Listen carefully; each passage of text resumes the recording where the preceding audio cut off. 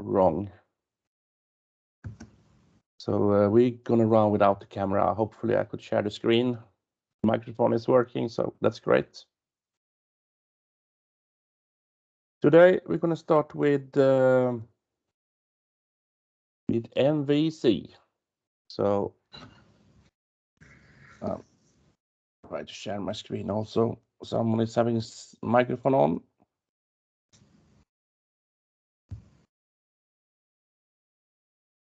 So let's see if I can find a planning here. You see my screen? Anyone? Yes. Okay, Yes. perfect. Yeah. So we're actually at day 36. Oh, the days are passing by really fast now.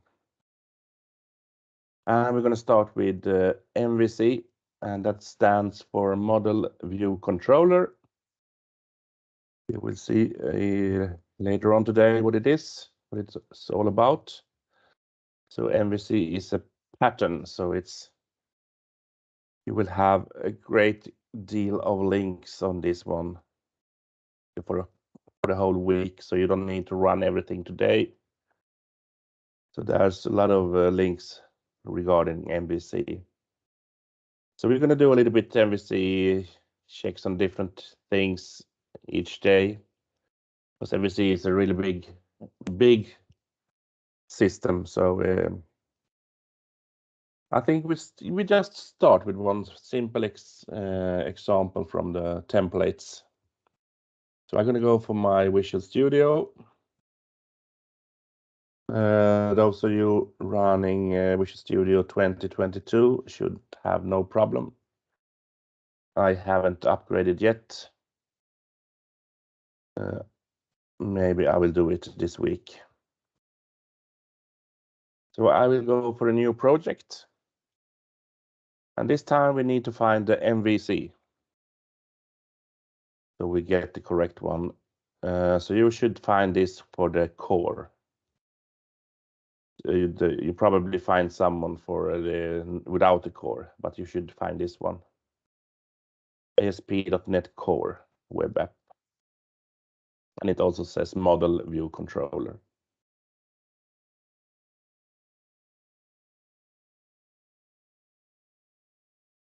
So we take next here. I'm just gonna have today's date here. 12/13. It's Lucia today, I see. Have you been celebrating Lucia? Anyone that is doing that? Kids will celebrate at the school and they Okay.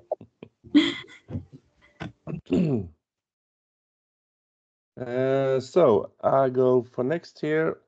You see it's the normal questions again with those templates, what to choose from. The only thing I'm gonna click in that is not default is this one, the last one. Enable Razor runtime compilation. And you will see later on what Razor is, but this is making it possible to make changes to, because we're working with a server and a web page. So it means that when you're running the server, you should be able to make changes to the web page without restarting the complete server all the time. So this is the setting. For those running with the newer one and .NET 6, it's improved a little bit more, so it's even working better. But I'm just clicking in this setting, so nothing else. And I run with the .NET 5, so those of you with the newer one are running the 6.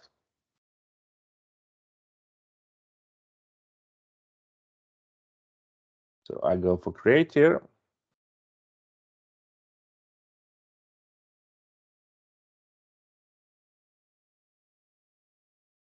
And you will see now that if you're checking on the Solutions Explorer, you will see that it's pretty much the same as the web API that we made. So there are like 2 more folders this time. So you see we have one called controller, we have the models, and we have views. So these are the 3 cornerstones in the MVC pattern. So they're working together like.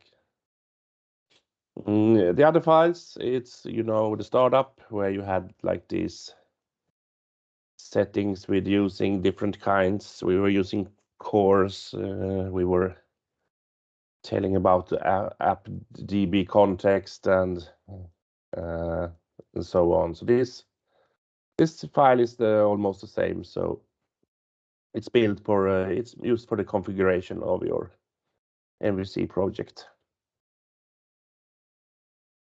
What else? There's also something called W3 routes here. So this is like the root part for this web page. So, and you will see it consists of CSS file. It has some JavaScript. It also has something called Bootstrap. So Bootstrap is for styling and making it work on different devices. So this is part also of the MVC. And you have some jQuery also. So you recognize the things that we have been doing, like with JavaScript and CSS, and you also have some jQuery parts for MVC. So even though they say that jQuery is not used in newer projects, it's still a few parts in MVC. There's a little bit other type of jQuery in the MVC, so we will see more about it later on this week. So that was the W3 routes. Most of the things are pretty much the same.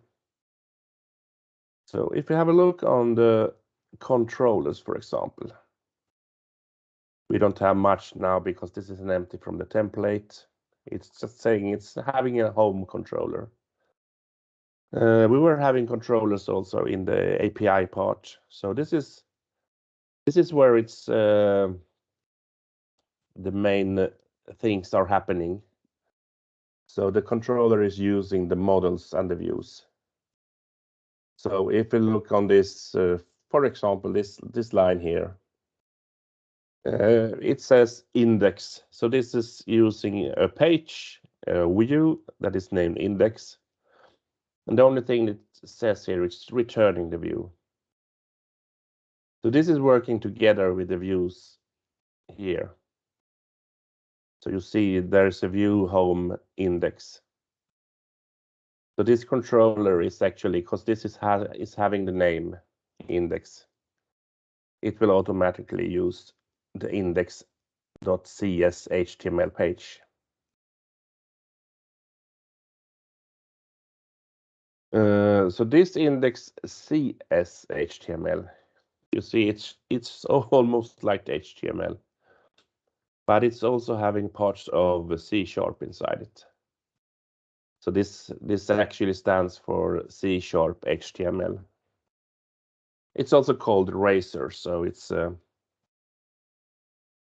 it's meaning that you could have some C# code inside the HTML page. This is only happening when you are, because the server is generating pages. So when it's about to create the index page, it will in the end it will only be an HTML. So the CS HTML is only when it's building up the correct page. So the end product it's like the same thing that we've been doing with when we were running like the front end part. So it would generate HTML, CSS, and the necessary JavaScript parts. So this CS thing is only happening on the server. So you will see all the parts that are using this C# have this @ sign in the front.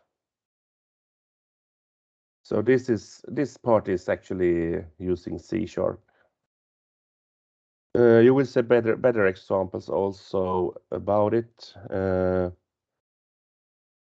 We could have a look on, there's something called shared also.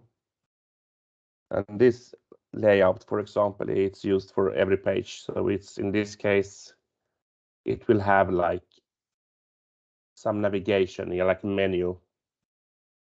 So this will be used for all the pages. So you put all that is shared by other, you put it in the shared library. We're gonna see much more about this later on, so don't worry about it. So just talking around about these things that are in part of this.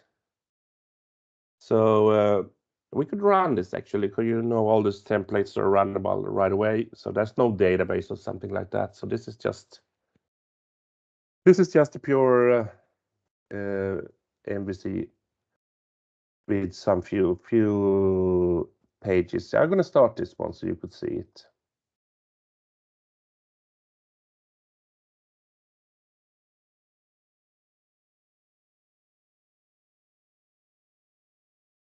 I'm drinking coffee at the same time here, so if you hear some noise. So this is what's generated from this project. You will see we have like a menu bar in the top. That's part of this layout page that we had. And we have like two choices to like home and privacy. So these two home and privacies are two different views it's calling. So if I press home, it will go to the home controller and show the necessary view. And the same here with the privacy. It will go to the home controller and use the section for the privacy. Because we have now that if I press privacy here, it will show one page called privacy. And then if I press home, it will go to the home page. So these are the things we are having in this. You see under views here, we have index and privacy. So these are the two pages we are using now. And everything is controlled from the controller. So the controller is deciding what to do. So we have like index and we have privacy. And these are the two things that are imported inside here. And you see both of them are just doing the same thing. If I press on the home, it comes in here and it says return view. If I go for the privacy, it says return view. And how does it know where to go then? So it's this naming it's doing it. You could have custom naming also, but this is the default usage of it. So this means this line means return view index. And this line means return view privacy. So how does it know where to end up, you think? So if you have this page, how does it know where to go? So you actually see in the bottom on the left-hand side, you see an URL. It says when I'm over privacy, it says the server name /home/privacy.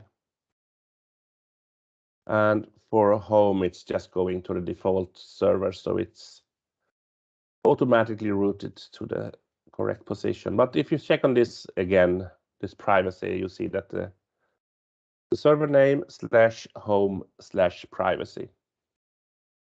So the first home is actually the controller name. And the second privacy is the method name or the view name. So if you check the code again, we will end up, the home controller this is the home controller. So when this URL, we had this with home/privacy, it means it's end up here. It's choosing the home controller without the controller name, just the home, and then the privacy. So we could actually, if I put the breakpoint here and the breakpoint here, and go back to the page, so you will see if I press privacy here, it ends up inside here. And that is because it's saying that it's the home and the controller. And finally the view name. And this is set up in the layout file. In this case, because this is holding the menu. So if you see here, we have two links here. One is home with index, and one is home with privacy. So these are the things that are happening when you're pressing on the web page, and you will see that it has some information about ASP controller. This is the name of the controller and it's home. And it's also having an ASP action, and that is the index. And the other one is a home controller and index privacy. So these are the same as these things. You see it's saying I action result or I action results for the other one also. So the things inside the layout is telling you where it's ending up when pressing these links. There are other ways also, but this is like a basic thing. So you will see this layout, for example, it's containing most of this is HTML. It has some ASP.NET things with these green texts here, and these are the things that are used in the MVC. It also has some other things inside here in the layout. You see a few things here with this @ sign before. It's using this Razor thing with the C# code. So this render body is a command that it's running. It's not part of any HTML. And the same down here, you see renders section async. It's also part of the C# and the Razor. So, but otherwise you recognize things like script. It's telling it's using some JavaScript. It's referencing to some Bootstrap and some jQuery. So other things are just like normal HTML. This is like it's going hand in hand, and it's a lot of mixes with C# code and HTML also. So you will see better examples later on this week where we could have like if statements inside the code, inside HTML, and so this is pretty useful for making decisions inside your HTML. There are some good links on the teams also about this, so just start up slowly and try to understand piece by piece. So this is a big thing. So this is not just easily run right away. So you need to learn to understand how this controller, and we haven't talked about models yet, but we will see it in the afternoon, how it's combined with the models also. In this case, the models is not having that much information yet, but we're gonna do a car example, so you will see how things are connected to each other. But the controller is like the heart inside this, so it's doing all the things for you, to collecting together what view, and later on we will see what model also, to have like what kind of data you will have in the view. But I think this is pretty much for you to get started and start with the first links. We're having like, let's have a look on this again. So you also have a Pluralsight here. It's There's something about the version here. It's made for version 3.1 of the .NET or Core, so. But it's working also for version 5 and 6, so you could have use of this Pluralsight. And there's also some explanations about what MVC is standing for and how it's used. And a lot of YouTube videos, and we also have something about the Bootstrap, for those of you that are not familiar with that. So you will have some information about Bootstrap also.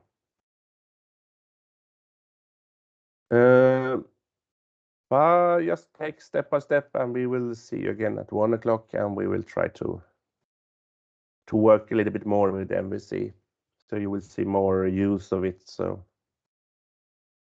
do you have any questions so far?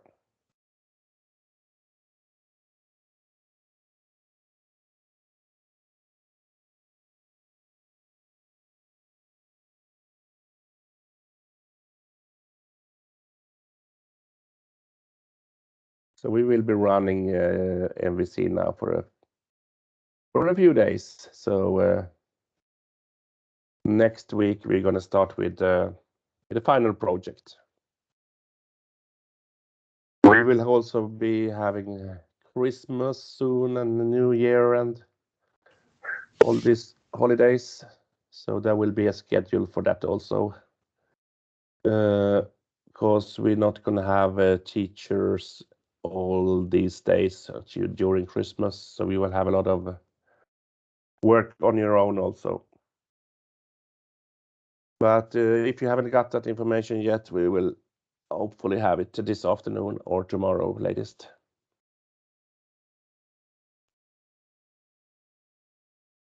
So we have like a schedule for the complete Christmas holidays. Matt? Yes. We are submitting or doing our presentation of final project between 3rd of January to 7th January, right? No. You will doing it a late week later, because you're losing so many days during Christmas holidays. So they decided to extend this for another week. Okay, so it may be middle of January or something like that, right? Yes. So I think it would be like the 14th, I think, will be the last day for this class. Then you're moving on to other things after that. So. Okay. But for this presentation, you will get a few extra days now. So because you're losing like Christmas, New Year, and there's also holidays after New Year with this, I don't remember the name in English. 13-dagshelgen, I think it's 2 days off that week also. So you will be losing like 4 days. So you will have 1 extra week for the final project.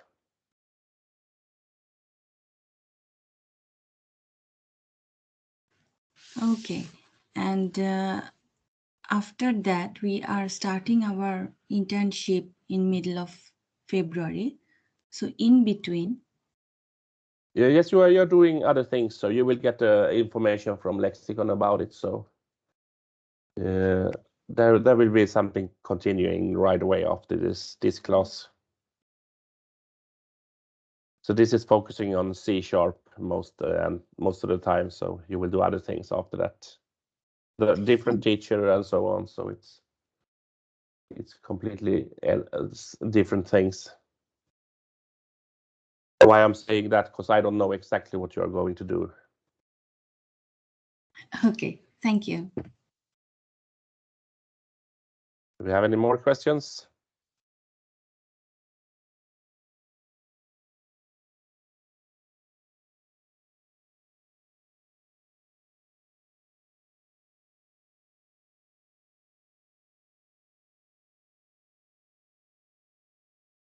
So see you at 1 o'clock, and we will do a little bit more MVC and start using it for real.